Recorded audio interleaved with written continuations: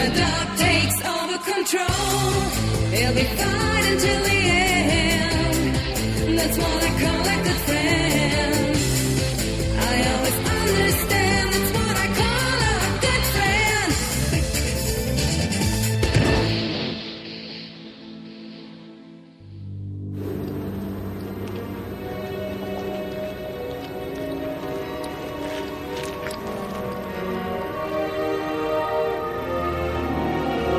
Der Prunksaal ist das Herzstück der österreichischen Nationalbibliothek. Allein hier befinden sich 200.000 Bände. Darunter unsere neuesten Exponate, von denen hier ein kleiner Teil ausgestellt ist. Es handelt sich um das Werk des Grafen Egon Reichenberg. Er war Weltreisender und Botaniker im 19. Jahrhundert. Die vom Grafen verfassten Aufzeichnungen galten jahrzehntelang als verschollen, wurden jetzt erst aufgefunden und uns zum Geschenk gemacht. Graf Reichenberg besaß einen ausgezeichneten Ruf als Botaniker und soll über ein Medikament verfügt haben, das das Leben des Menschen bedeutend verlängert. Es ist in diversen Dokumenten bestätigt, dass der Graf 150 Jahre alt wurde. Er ist im Ersten Weltkrieg umgekommen. Leider haben wir keinerlei Hinweis in seinen Büchern auf dieses Medikament gefunden. Allerdings konnten wir das Material erst oberflächlich sichten. Mein Name ist Nordegg, Felix Nordegg. Ich bin ein entfernter Verwandter des Grafen Reichenberg. Ich heiße Jungwirth. Was kann ich für Sie tun? Ich würde ganz gerne wissen, wann man Einsicht in die Bücher nehmen kann. Grundsätzlich kann man das bei uns jederzeit. In diesem Fall ist das Werk noch nicht zur Gänze durchgesehen, das heißt katalogisiert. Das wird noch einige Zeit dauern. Danke, ich melde mich wieder bei Ihnen. Ja, also, meine Herrschaften, vielen Dank. Sie haben jetzt die Möglichkeit, Broschüren zu erwerben.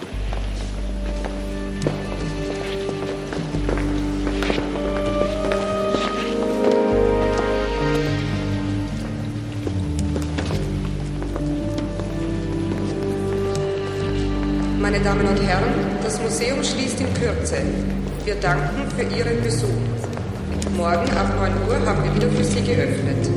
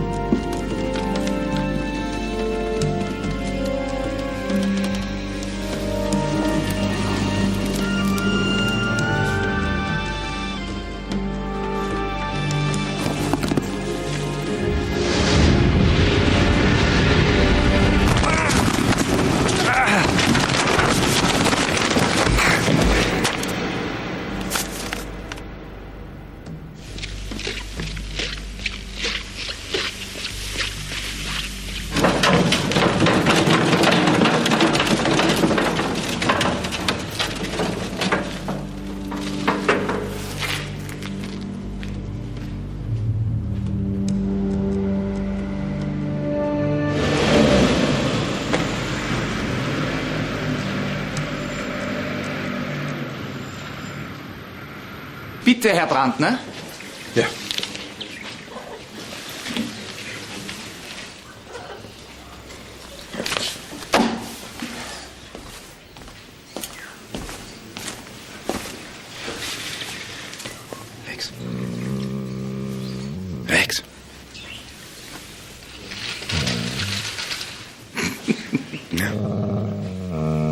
schon nicht so schlimm werden. Hm? Ja, komm. Sie haben mit Ihrer Vermutung recht gehabt. Es handelt sich zweifellos um eine Mandelentzündung. Ja, dann kann man ja verstehen, dass er nicht fressen wollte. Logisch, weil es ihm Schmerzen bereitet. Er braucht jetzt Ruhe und Wärme. Am besten, er wird ein paar Tage zu Hause bleiben. Ich habe ihn noch nie alleine zu Hause gelassen. Kann er wenigstens mit ins Büro? Wenn es dort ruhig und gut geheizt ist. Geheizt, ja. Ruhig nicht immer. Ich schreibe Ihnen hier ein Antibiotikum auf.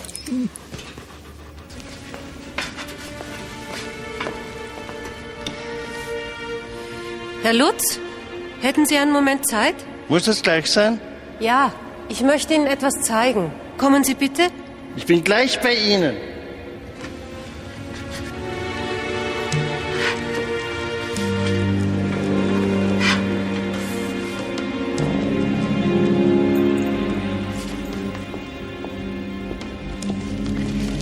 Fällt Ihnen etwas auf?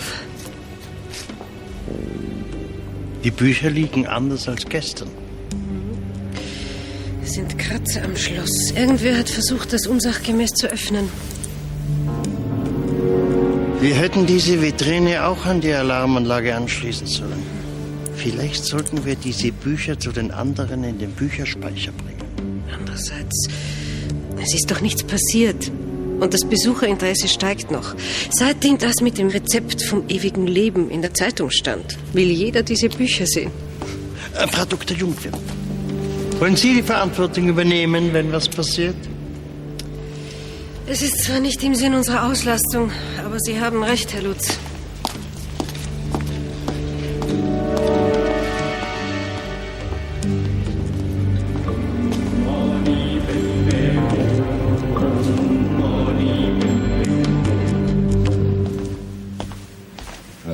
Passt ihr bitte auf den Rex auf? Wird's länger dauern? Nein, ich gehe doch schnell in die Apotheke, bin gleich wieder da.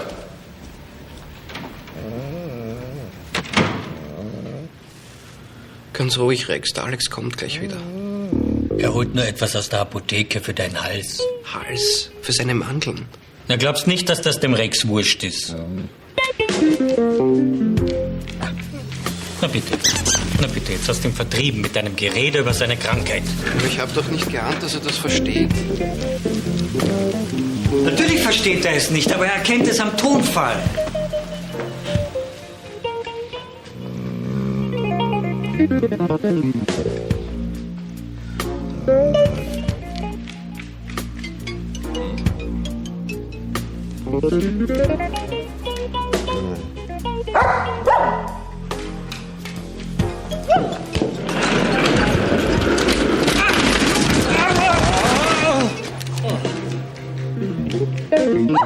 Das ist ausgerechnet uns, das passieren muss.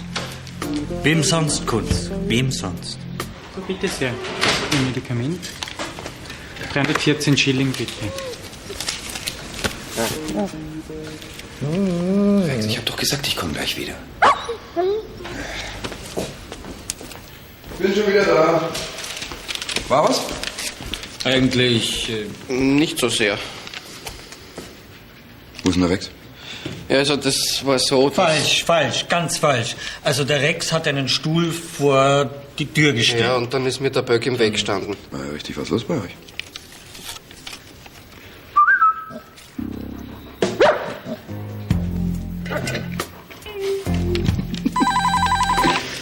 Brandner, Mordkommission. Ja. Gut, danke. Leiche am Frachtenbahnhof sollte offenbar in einer Kiste verschickt werden. Heißt ja immer Schiene statt Straße, ne?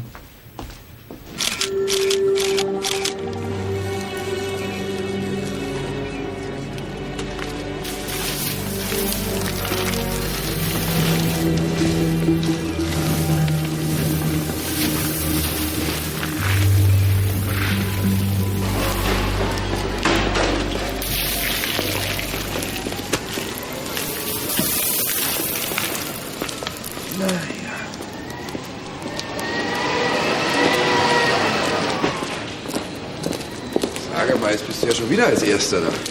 Ja, ich fahr eben zügig. Übrigens, Alex, Ich habe da einige Strafmandate von der Radarstreife. Vielleicht könntest du das übernehmen. Keine schlechte Idee mit dem Kaffee. Sollte den Leichengeruch überdecken. Ja, da gibt's einige Möglichkeiten. Da muss man nur in einschlägigen Büchern nachlesen. Sieht nach einem massiven Schädelbruch aus. Um genau zu sein, ein Schädeldachbruch. Da das Schädeldach üblicherweise am stabilsten ist, muss es ein schweres Tatwerkzeug gewesen sein, das mit großer Wucht eingesetzt worden ist. Möglicherweise ein Unfall, der vertuscht werden sollte. Ja, aber dagegen spricht die Hutkrempenregel. Jo, die Kiste ist beim Verladen vom Stapler gerutscht. Dadurch ist sie aufgegangen. Natürlich kann sich niemand erinnern, wer sie aufgegeben hat. Die Adresse des Absenders existiert nicht. Hutkrempen was? Hutkrempenregel. Das heißt, dass Verletzungen, die unterhalb einer gedachten Hutkrempenlinie liegen, meistens auf Sturz oder Unfall zurückzuführen sind. Oberhalb haben wir es meistens mit Hieb- und Schlagverletzungen zu tun. Allerdings sieht es hier so aus, als ob der Bruch quer über den Schädel verläuft. Was willst du mir jetzt damit sagen? Ja, dass der Täter möglicherweise 1 Meter größer gewesen sein müsste als das Opfer. Also das Ganze ist hier sehr merkwürdig. Servus, Alex. Servus, Leo. Moskau, bahnlagernd. Na, die Kiste wäre da ziemlich lang rumgestanden, bevor sie jemand bemerkt hätte. Ja, nichts komplett ausgeräumt. Auch die Etiketten wurden herausgedreht. Ja, dann ist es vermutlich Maßkleidung, sonst gibt es ja keinen Grund, die Etiketten rauszutrennen, oder? Zieh ihm doch mal einen Schuh aus.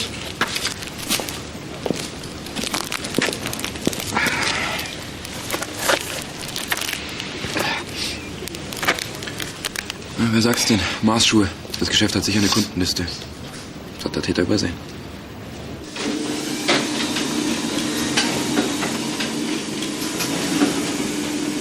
Sicher ist sicher. Jetzt sind alle Bücher vom Grafen Reichenberg wieder beisammen.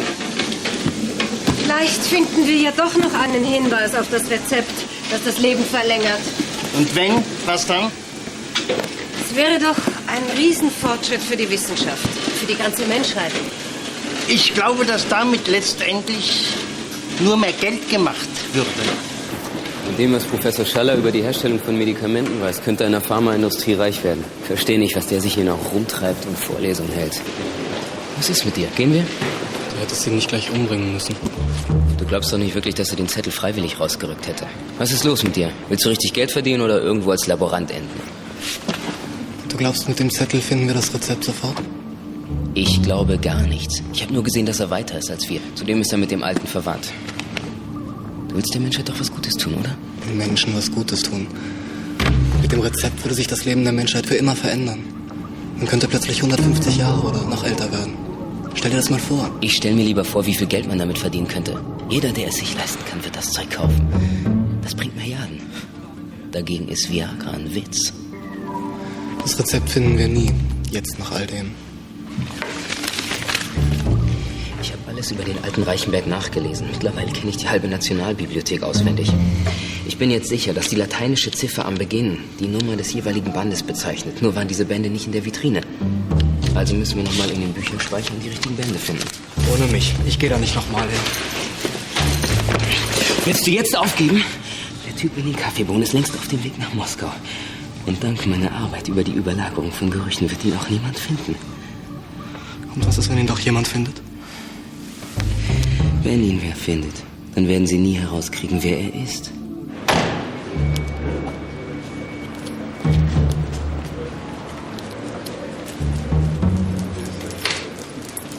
Kennen Sie die? Darf ich fragen, warum Sie das wissen wollen? Ja, weil ich von der Kriminalpolizei bin, Kunz, und weil diese Maßschuhe ein Toter angehabt hat und ich seine Identität feststellen muss.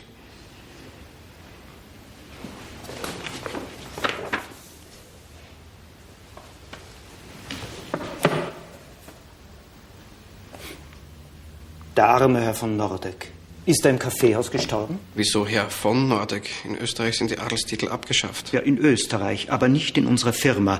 Baron Nordek ist einer unserer besten Kunden. Ja, jetzt leider nicht mehr. Können Sie mir seine Adresse geben? Natürlich. Ja, Herr von Nordek wohnt unweit von hier. Sie meinen in der Nähe? Wie ich schon sagte, unweit. Aha.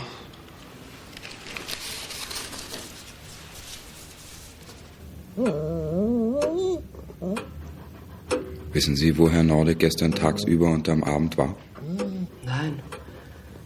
Es war nicht üblich, dass wir über sein Privatleben gesprochen haben. Hatte Herr Nordek eine Freundin? Nein. Er hat trotz seiner zahlreichen Verwandten sehr zurückgezogen gelebt. Was hat er denn beruflich gemacht? Hauptsächlich Übersetzungen aus dem Französischen. Das meiste, was er damit verdient hat, hat er für seine teure Kleidung ausgegeben. Und deswegen hat er auch Schulden gehabt. Wie lange arbeiten Sie denn schon für ihn? Ich war schon für die Familie tätig, wie er noch ein Kind war. Jetzt komme ich eben 1-2 Stunden am Tag her und mache ihm den Haushalt. Aber er hat immer gesagt, dass er eines Tages reich sein wird, damit er wieder standesgemäß leben kann. Außerdem hat der Tote doppelte Totenflecke aufgewiesen. Und das bedeutet, dass er innerhalb von 12 Stunden nach seinem Tod umgelagert worden ist. Also ist auf jeden Fall nicht sofort an die Holzkiste gelegt worden. Sonst irgendwas Interessantes? Ja, einiges. Wir haben in den Rändern der Rissquetschwunde Spuren von Goldfarbe, Leinenfasern und Leim gefunden. Allerdings laut Laborbericht ist dieser Leim zuletzt im 19. Jahrhundert verwendet worden. Okay, erschlagen worden kann er schlecht sein, wenn wir von deiner Hutkrempentheorie ausgehen, weil dann hätte der Täter ja über 3 Meter groß sein müssen, richtig? Richtig. Ja, dann kann ich mir nur vorstellen, dass der Täter ihm den schweren Gegenstand von irgendeiner erhöhten Position aus auf den Kopf geworfen haben muss. Ja, das ist gut möglich. Aber was? Ja, was? Leinen, Leim, Goldfarbe. Leinen, Leim, Goldfarbe.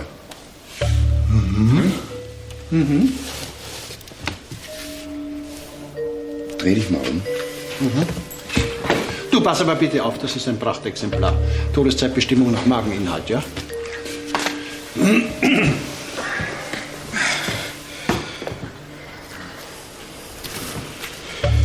Ja, und? Was kommt jetzt? Ja, gleich, wirst gleich sehen. Sag einmal, willst du mich ermorden? Nein, ich versuche nur herauszufinden, wie es gewesen sein könnte.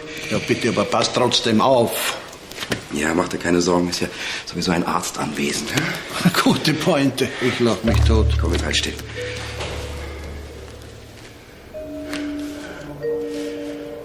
Ja, so könnte es gewesen sein. Also den Spuren in der Wunde nach könnte das Tatwerkzeug so ein großes, schweres Buch gewesen sein. Ja. Ja, du könntest recht haben. Ziemlich mysteriöser Fall.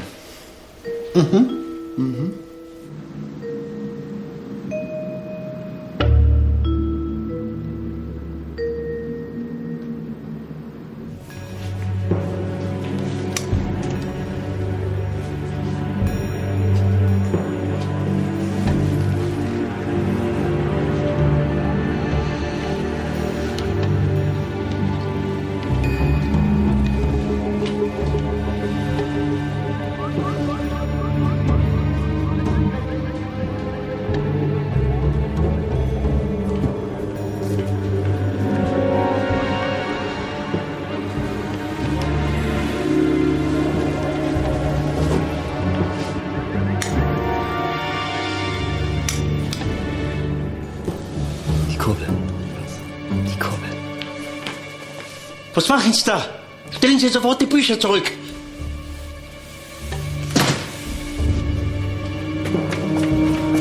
Halt! Halt!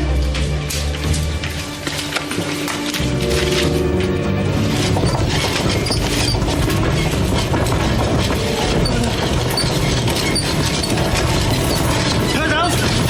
Hört doch mal! Hört auf! Hört auf!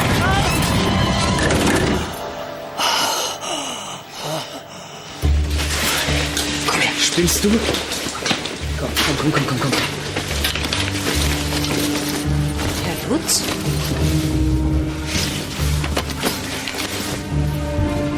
Herr Lutz?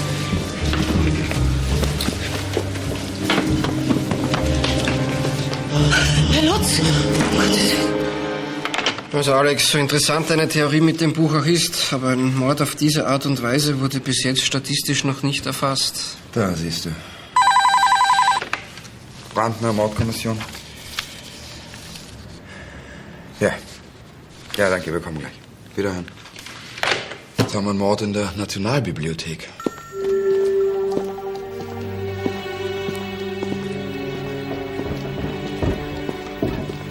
Servus, Leo.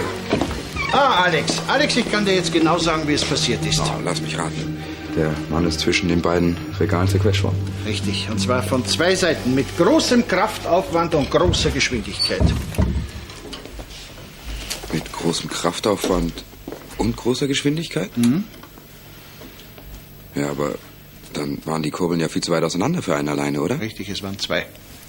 Die Spurensicherer haben 2 verschiedene Schuhabdrücke gefunden, die nach dem Tod des Mannes entstanden sein müssen. Der Mann ist mit ziemlicher Sicherheit durch Organrupturen und innere Blutungen ums Leben gekommen. Alex, der Tote heißt Friedrich Lutz und war Archivar hier im Haus. Und gefunden hat ihn eine Frau Dr. Alexandra Jungwirth. Die hat allerdings einen Kreislaufkollaps bekommen und ist derzeit nicht vernehmungsfähig. Danke dir. Naja, gestern einer, der von einem Buch erschlagen wurde. Heute ein Opfer, das man zwischen 2 Bücherregalen zerquetscht hat. Mhm. Und 2 Täter. Und die müssen ja irgendwo hingekommen sein.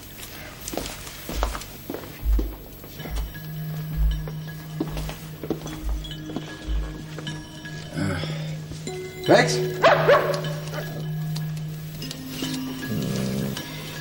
Schau mal, ob du die Spur aufnehmen kannst.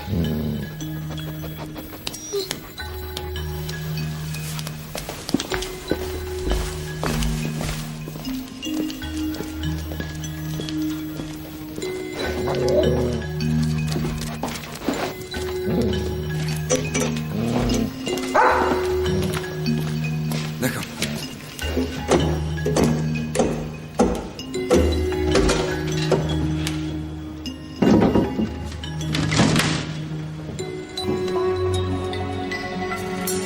Ja, Sascha.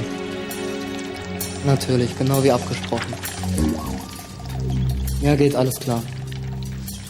Ungefähr 150 Stück. Ich bringe sie dir später in die Disco. Sind noch welche in Arbeit?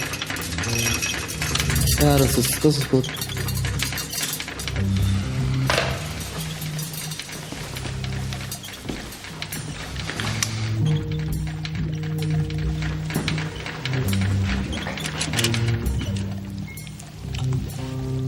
Hör auf, die Ware zu fressen. Wenn was passiert ist, brauche ich was, das mich wieder hochbringt. Wenn du keine Nerven machst, dann bleib das nächste Mal zu Hause. Außerdem stehen wir kurz vorm Ziel. So. Meinst du? Na los, dann erklär mir das mal. Los, komm, erklär mir das! Wenn wir das Rezept haben, besorgen wir uns die passenden Pflanzen und setzen das Ganze chemisch um. Du glaubst wirklich, dass wir die Formel so einfach verkaufen können, ja? Es wird niemand bemerken, dass die Formel auf dem Reichenberg-Rezept beruht. Und wenn, den großen Pharmafirmen geht's auch nur um die Kohle. Den Code hast du aber nicht geknackt, oder bin ich dann nicht auf dem Laufenden? Das dauert seine Zeit. Der alte Reichenberg hat im Ersten Weltkrieg für die Armee gearbeitet und die haben damals auch solche Zahlencodes verwendet. Gut zu wissen, dass du in Sachen Reichenberg auch so belesen bist. Hör auf, das Zeug zu fressen! Verdammt nochmal, komm hierher! Du sollst hierher kommen.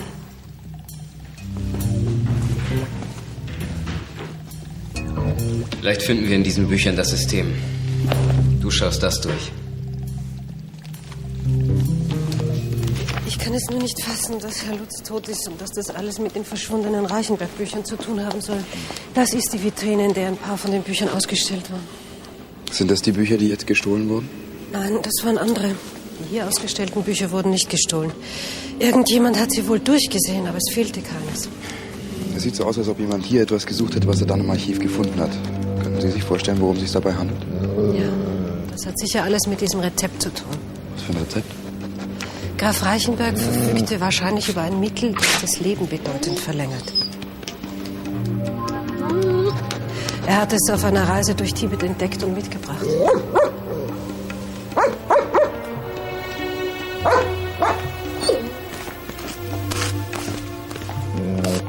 Alles klar, Rex, lass mich mal sehen.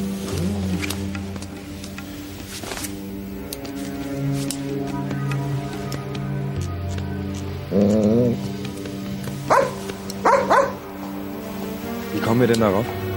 Hinter diesem Regal ist eine Treppe.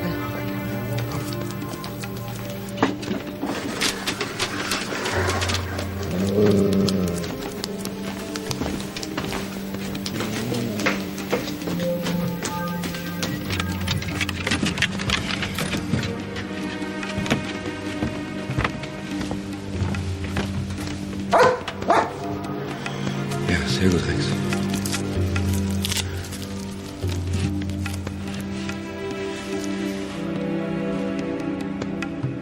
Was ist denn los da oben? Einen Moment.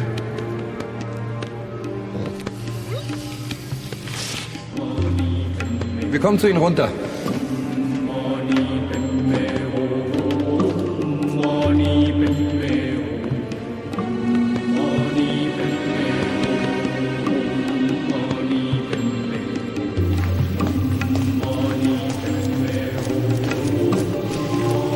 Hier im Prunksaal ist ebenfalls ein Mord passiert.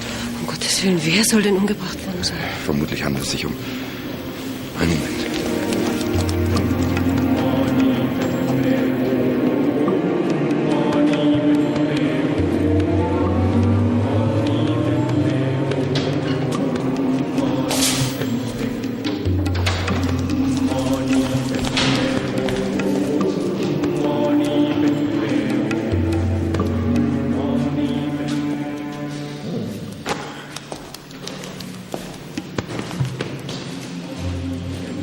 Sie suchen mich? Jetzt haben Sie mich aber erschreckt. Ja, mein Name ist Brandner. Ich bin von der Kriminalpolizei.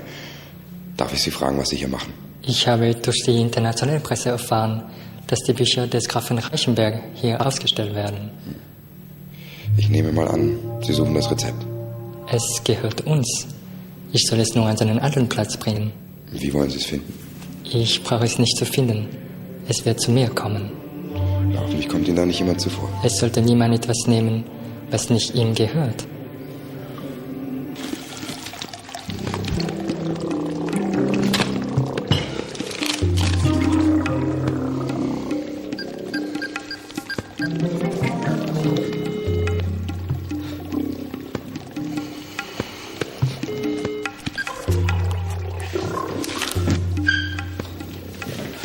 Michael. Wach auf, ich hab da was rausgefunden. Was ist denn? Die Zahlen, ich habe sie anders aufgereiht und da bin ich auf was draufgekommen. Und zwar? Das sind alles Telefonnummern. Hast du schon angerufen? Ja, aber es geht keiner ran. Du bist doch vollkommen drüber. Na los, hau ab, ich will weiter schlafen.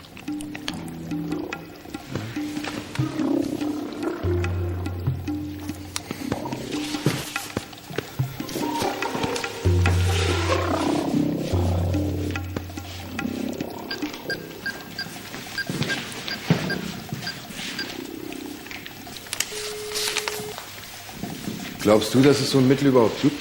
Ja, ich kann mir schon denken, dass einige Chemiekonzerne fieberhaft danach suchen. Es gibt sogar ein paar, die im Amazonasgebiet nach solchen Heilpflanzen suchen. Dieser Graf Reichenberg soll erwiesenermaßen über 150 Jahre alt geworden sein. Ja. Und der von Saint-Germain, der soll noch ein paar Jahrzehnte älter geworden sein. Schon damals hat man angenommen, dass er das Elixier des ewigen Lebens gefunden hat. Was schätzt du, wäre so ein Mittel wert? Nach dem, was die Konzerne für die Suche nach so einem Wundermittel ausgeben, unschätzbar. Aber sag einmal, bist du im Fall Nordek schon weitergekommen? Eigentlich nicht. Naja, seine Haushälterin hat mir erzählt, dass er einen Verwandten am Land hat, den er öfters besucht hat, aber... Furchtbar, was mit dem Felix da passiert ist. Ich habe ihn schon längere Zeit nicht mehr gesehen gehabt. Er scheint sich sehr für diese Reichenberg-Ausstellung in der Nationalbibliothek interessiert zu haben. Ich habe noch gar keine Zeit gehabt, sie mir anzuschauen. Wahrscheinlich ist der Felix auf der Suche nach dem Rezept gewesen. Also im Moment deutet auch alles darauf hin, dass er wegen dieses Rezepts ermordet wurde. Ich habe schon immer gedacht, dass dieses Rezept niemandem Glück bringt. Schließlich hat er es ja gestohlen, der Rediganer Reichenberg. In Tibet? So ist es, gestohlen. Oder einem Dieb abgekauft. So genau hat das niemand gewusst. Wissen Sie, wo das Rezept jetzt sein könnte? Keine Ahnung. Bei Kriegsausbruch war seine Frau in Monte Carlo und er hat seine Bibliothek mitsamt dem Rezept und anderen wertvollen Sachen versteckt, hat seiner Frau eine kodierte Nachricht zukommen lassen. Die Großmutter von Felix hat dann ein paar Kleinigkeiten geerbt. Möglicherweise war das Rezept dabei. Und Sie selbst? Kein Interesse an dem Rezept? Schauen Sie, ohne seine Bücher kann der Code nicht entschlüsselt werden. Und die waren ja jahrzehntelang verschwunden. Wissen Sie, wie das Rezept genau aussieht? Nein. Es soll in einem Sandelholzkästchen verwahrt sein, aber wo das heute ist, das weiß niemand. Vielleicht ergibt die Summe aller Zahlen etwas. Hör auf, herumzuspinnen. Die erste Zahl bezeichnet den jeweiligen Band, das ist klar. Die anderen 3 Zahlen müssen irgendetwas mit dem Inhalt dieser Bücher zu tun haben. Aber die Zahlen ergeben kein System und was die einzelne Zahl da unten soll, das wissen wir auch nicht. Bitte, Michael, lass uns endlich damit aufhören, okay? Gehen wir einfach einmal davon aus, die zweite Zahl bezeichnet eine Buchseite. Bitte. Band 3, Seite 331. Und was steht da? Nichts. Aus seiner Reisebeschreibung. Du glaubst doch nicht wirklich, dass er das Rezept auf eine Buchseite schreibt. Außerdem, was sollen dann die beiden anderen Zahlen bedeuten? Ich weiß es nicht. Du bist doch der mit dem Durchblick, Mr. Superhirn. Wo willst du hin? Wo willst du hin? Weg hier, ich hab genug. Schluss aus. Du bleibst hier, verstanden? Wir ziehen das Ding gemeinsam durch, verstanden? Wie wir es verabredet haben. Du wirst jetzt deine Fresse halten, dich hinsetzen und mich in Ruhe arbeiten lassen. Verstanden? Ja! Sandelholz. Rex, riech mal. Hi. Riecht gut, ha? Willst du es haben? Ja. Komm mal, wo ist der?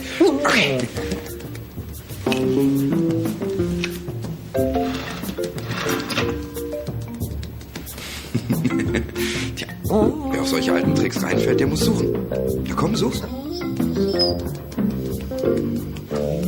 Ja, Rex. Aber da ist er nicht mehr. Ja, da ist er auch nicht mehr.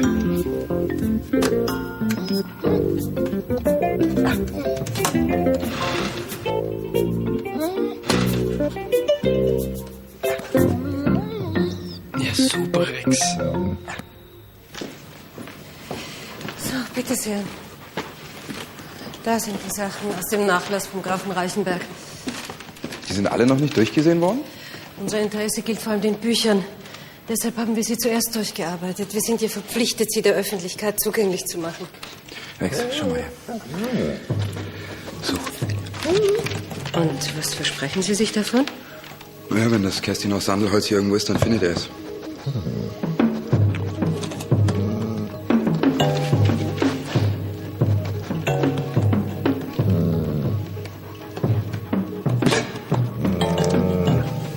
Hier ist es nicht. Kann man nichts machen. Nein, leider nicht. Sagen Sie, ist es irgendwie möglich, dass Teile aus dem Nachlass woanders sind? Restaurierung? Nein. Wir haben die Bücher, diese Sachen. Ach ja, der Globus. Den haben wir im Globenmuseum ausgestellt. Wollen Sie ihn sehen? Bitte. Der älteste in Österreich vorhandene Globus stammt aus dem Jahr 1535. Ist das der Globus des Grafen Reichenberg? Ja. Sehr gut, Rex, komm mal her. Sagen Sie, hatten Sie schon mal einen Globus hier, den man öffnen kann? Nein, nicht, dass ich wüsste. Dürfte das hier wohl der erste sein?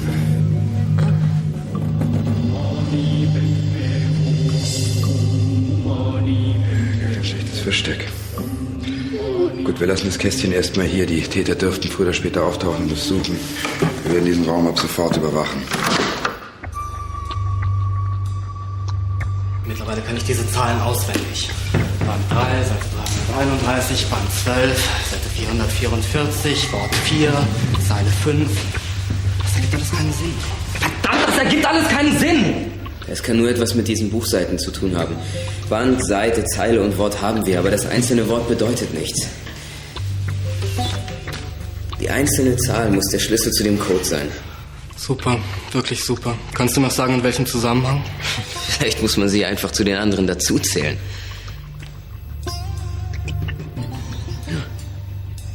Warte mal.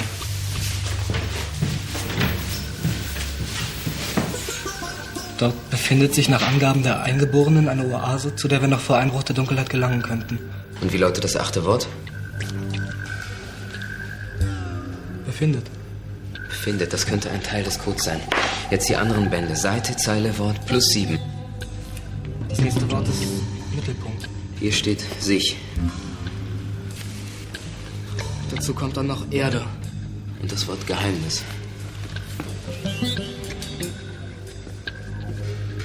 Und das gehört auch noch dazu. Und dann noch das Wort eben. Befindet. Mittelpunkt, Erde, sich, Geheimnis, das und im. Das Geheimnis befindet sich im Mittelpunkt der Erde. Scheißdreck, was soll das denn jetzt schon wieder bedeuten? Kann schon sein, dass der oder die Täter den Code und die Bücher haben. Das heißt aber noch lange nicht, dass die den Code knacken können. Ja, und wenn sie ihn geknackt haben, dann wissen sie wahrscheinlich nicht, wo sich der Globus befindet.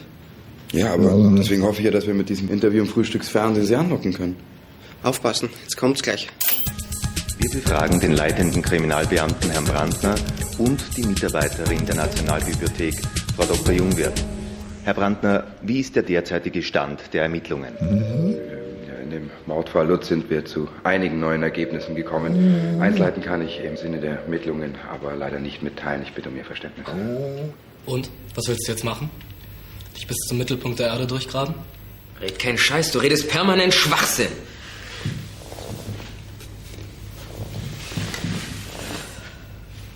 So, das ist doch die aus der Nationalbibliothek. Frage, die Bücher werden wir weiterhin nicht ausstellen. Dafür aber Gegenstände aus dem Nachlass. Zum Beispiel diesen wertvollen Globus, Papyrusrollenlandkarten, ägyptische... Im Mittelpunkt der Erde. Es ist in diesem Globus. Und? Willst du den Globus jetzt klauen?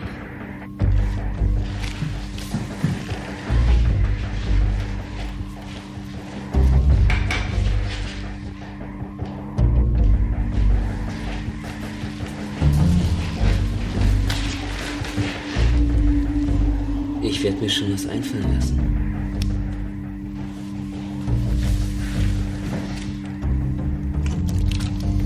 Die Information kommt außerdem jede Stunde in den Radionachrichten und in den Abendausgaben der Zeitung. Na wunderbar, dann brauchen wir nur hier abwarten, bis die Täter in die Falle tappen. Falsch, wir werden dabei sein und für dich habe ich eine ganz besondere Aufgabe. Das klingt nicht gut, Alex.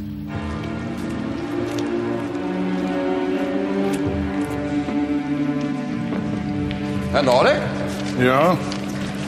Ach, Sie. Haben Sie doch noch die Zeit gefunden? Ja.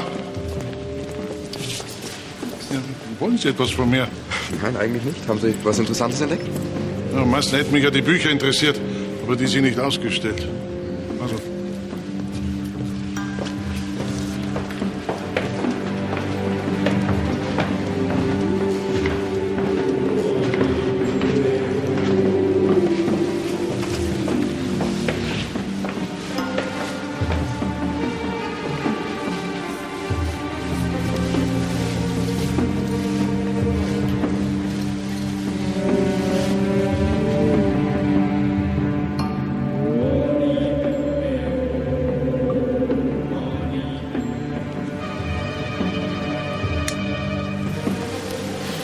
Mich hat keiner was bemerkt.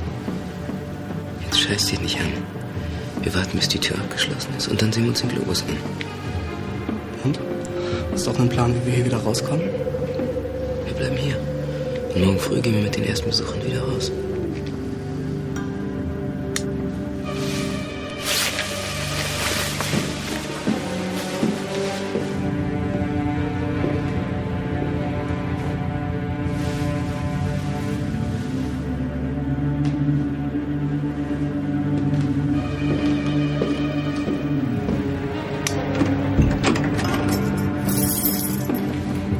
Scheint funktioniert zu haben. 2 Typen haben sich einschließen lassen. Ich habe nur so getan, als ob ich zusperre. Kluges Kerlchen, Ende.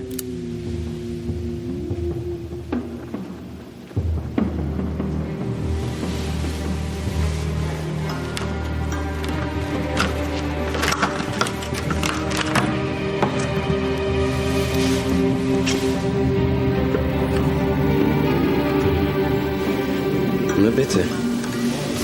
Das muss es sein.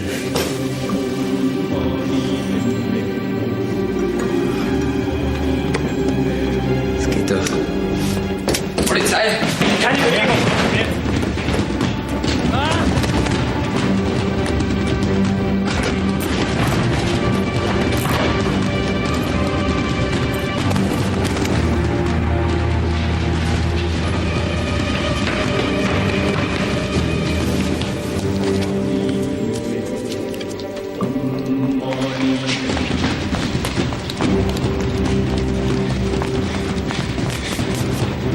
Rex, du gehst an.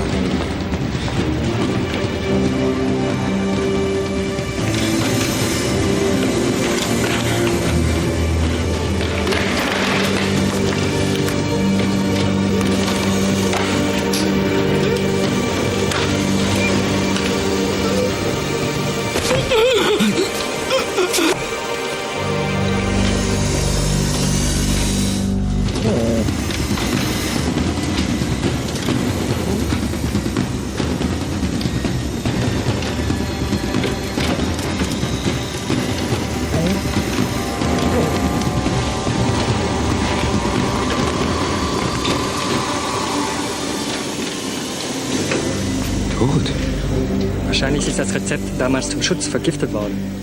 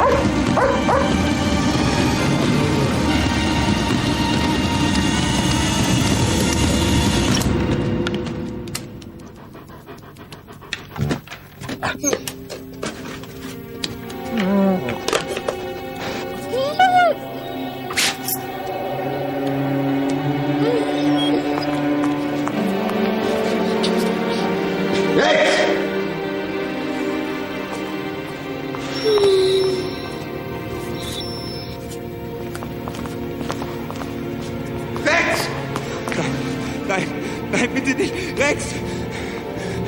Nein.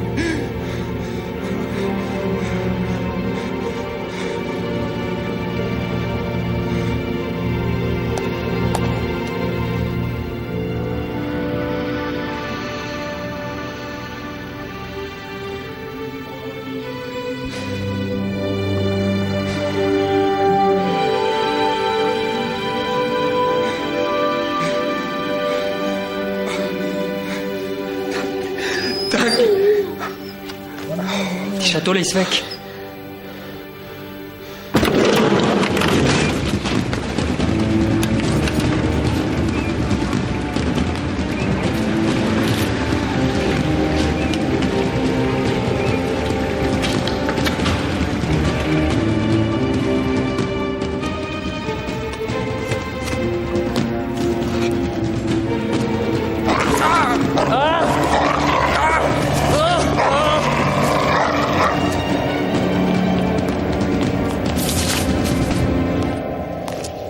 Ein Familienstück sichern, Herr Nordic? Ich kann meine Hand nicht mehr herausziehen. Haben Sie die Schatulle geöffnet? Nein!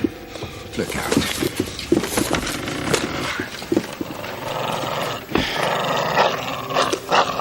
Kannst loslassen, Rex. Tja, dem einen verlängert's das Leben, dem anderen. Ich finde, das Rezept sollte dahin zurück, wo es hingehört. In Ihre Heimat. Vielen Dank. Bitte.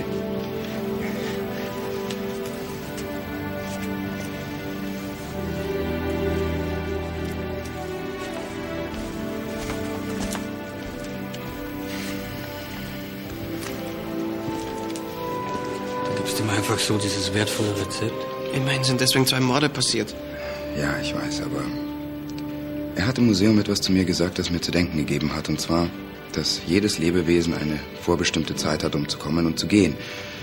Und dass niemand das Recht hat, daran etwas zu ändern. Hm? Und du? Was meinst du dazu? Hm? Und du hast wie immer recht, hä?